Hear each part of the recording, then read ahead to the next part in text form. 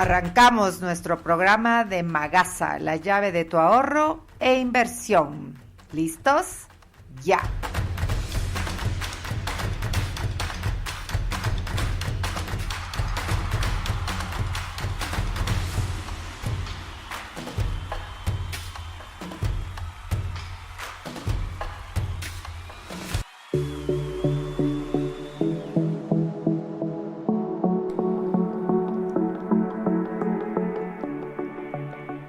Hola, bienvenidos a nuestro programa de Magasa, la llave de tu ahorro e inversión. Muy contentos de estar nuevamente contigo. Como siempre, María Gabriela Sáenz te saluda y arrancamos el 2023 con estos nuevos programas y te deseo lo mejor de lo mejor, que este año traiga muchísimos beneficios, eficiencia en tus decisiones y muchos de ustedes espero que arranquen su planificación futura con nuevas oportunidades de inversión.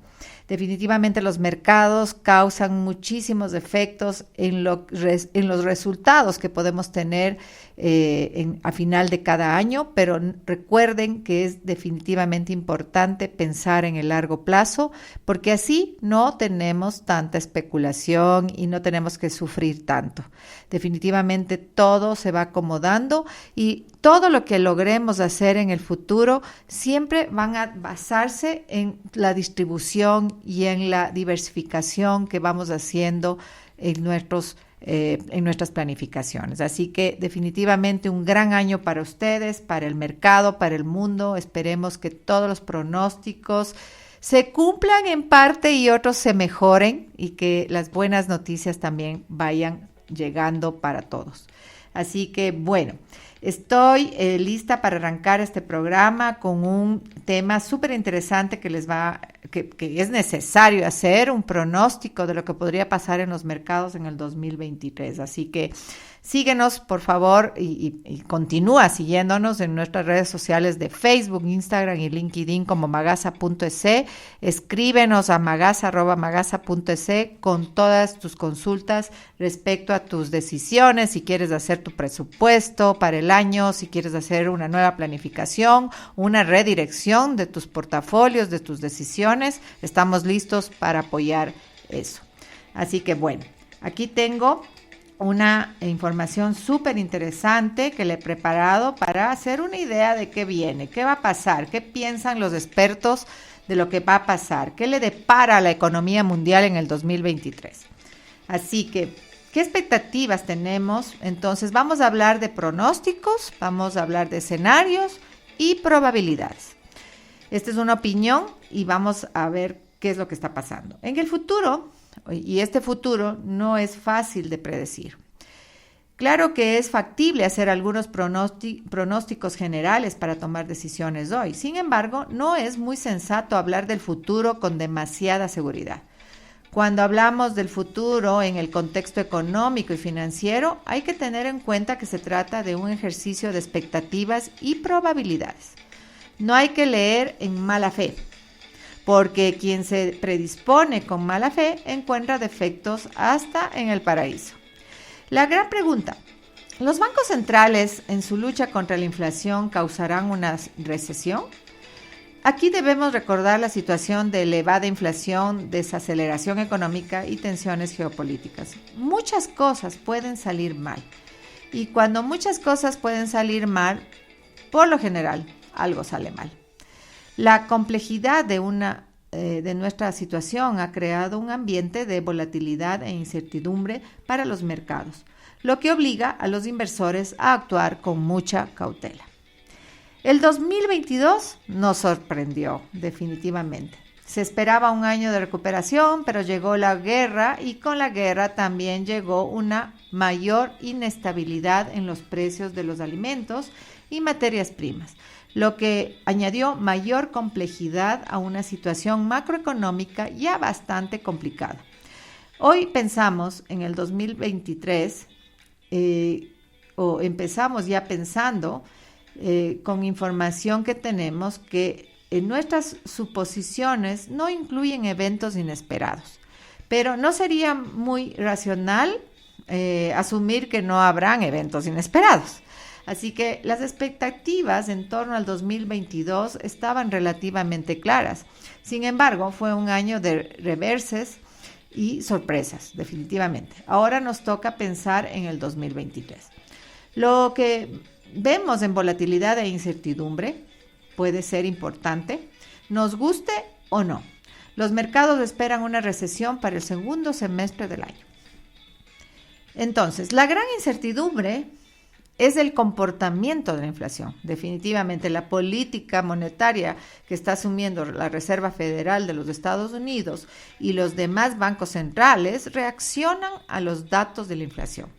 Pero la inflación depende de muchos factores. Se trata de un fenómeno multifactorial y muchos de estos factores no dependen de la política monetaria. La fragilidad de las cadenas de producción y distribución a nivel global es evidente.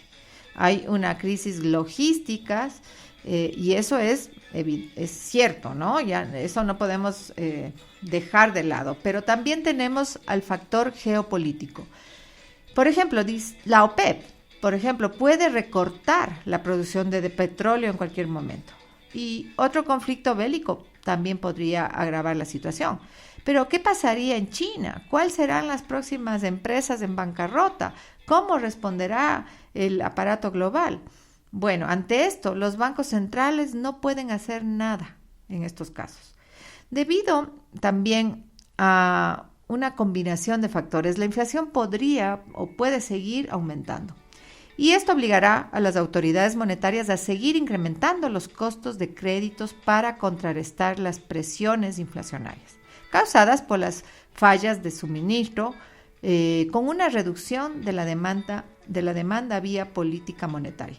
Entonces, ¿cuál sería la intensidad de estas presiones? En este caso no lo sabemos. He ahí el origen de tanta incertidumbre.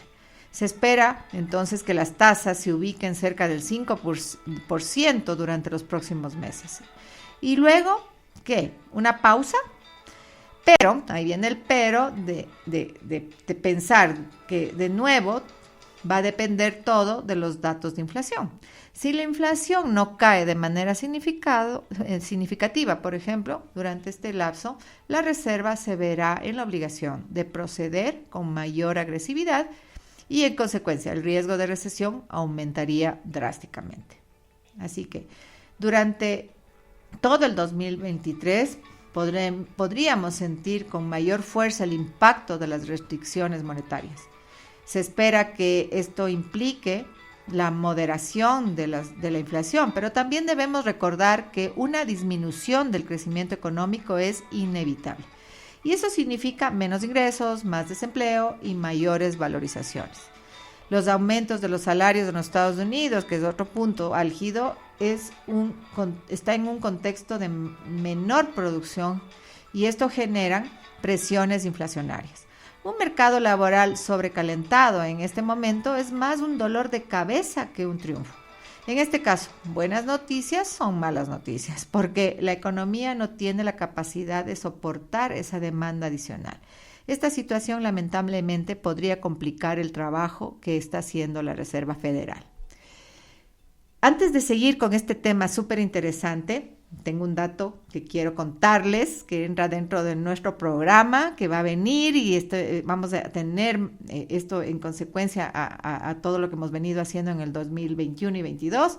Tenemos ya un primer auspiciante que va a estar dentro de nuestros programas siempre pautando, que nos da un gusto darle la bienvenida a Terra Nativa, una compañía de ingeniería que se dedica muchísimo al área de asesoría de movilidad. Así que bienvenido Terra Nativa con todo tu apoyo a nuestro programa y te esperamos seguir contando contigo en todas nuestras transmisiones. Así que gracias por eso. Para seguir con la información, he logrado sacar un dato súper importante que me parece óptimo para seguir con estos pronósticos. Según BlackRock, que tiene BlackRock Investment, tiene un artículo en su Global Investment del 2023, dice que la gran moderación El periodo de 4 décadas de actividad e inflación mayormente estables ha quedado atrás.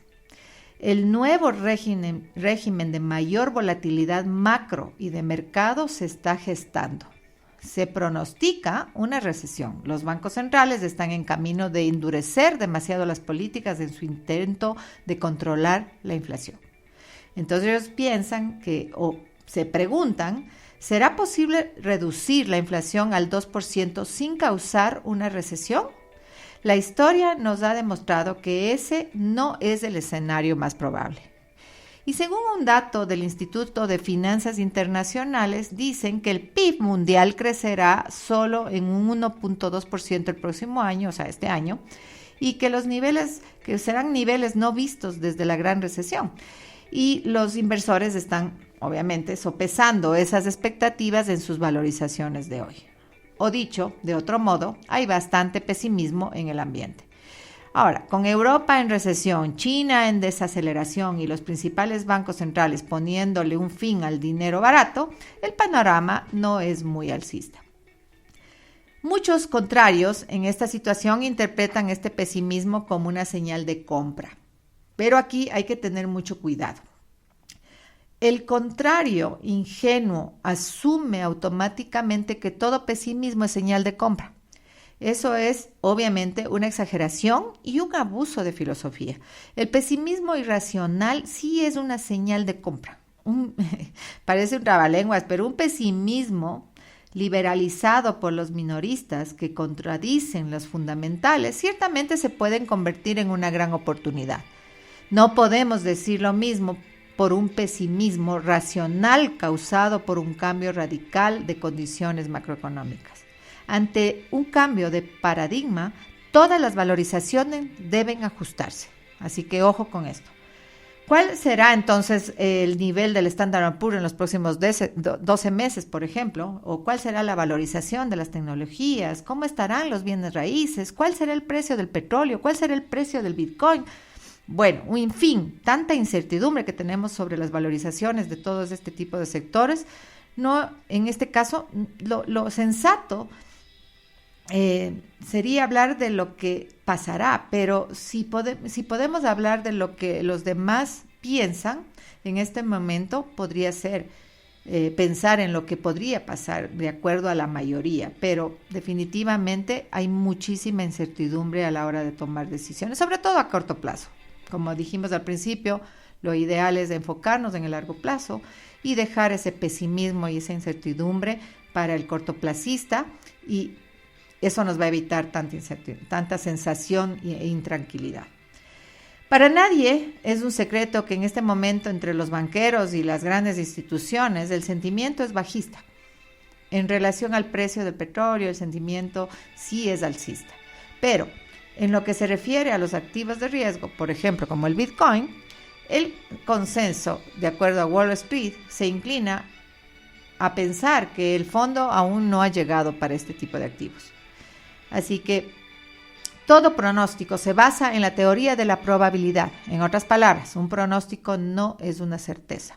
No hay que entender un pronóstico de modo literal. No es una profecía, no es un decreto. ¿Qué hacer con un pronóstico? ¿Qué podríamos hacer? Deberíamos utilizar los pronósticos para hacer valorizaciones. Si las proyecciones indican un incremento de la demanda en el futuro, tomaremos una postura alcista. De lo contrario, tomaremos una postura bajista. Pero los pronósticos no son absolutos. Entonces, las mejores estrategias normalmente son las mixtas. Es decir, nos prepararemos para lo probable y al mismo tiempo nos prepararemos para lo improbable. Ahora, se podría decir que la probabilidad de una recesión para el segundo semestre del año se ubica en un 60%. Podemos establecer esta suposición, pero 60% no es el 100%, lo que implica que lo más sensato es diseñar una estrategia que nos proteja durante los distintos escenarios. Esto significa gestión de riesgo, cautela pero sin paranoia, prudencia pero sin miedo, estabilidad pero con algo de exposición. Así que tomen en cuenta esta sugerencia, la última al menos, que para mí es la más importante después de haber escuchado todos estos pronósticos. Yo creo que esto es lo mejor que nosotros podemos hacer siempre. En un momento de alzas de mercado, de bajas de mercado, la prudencia es muy importante. Un tema que debo topar, muy importante para estos nuevos programas, porque vamos a dar datos importantes, es una aclaración más que un dato, que la información y la opinión que nosotros emitimos en estos programas representan o no representan más bien necesariamente puntos de vista exactos, ¿no? La información aquí expuesta no debe ser tomada como consejo financiero absoluto o la recomendación de inversión. Toda inversión y movimiento comercial implica riesgos y es responsabilidad de cada persona hacer su debida investigación antes de tomar una decisión de inversión.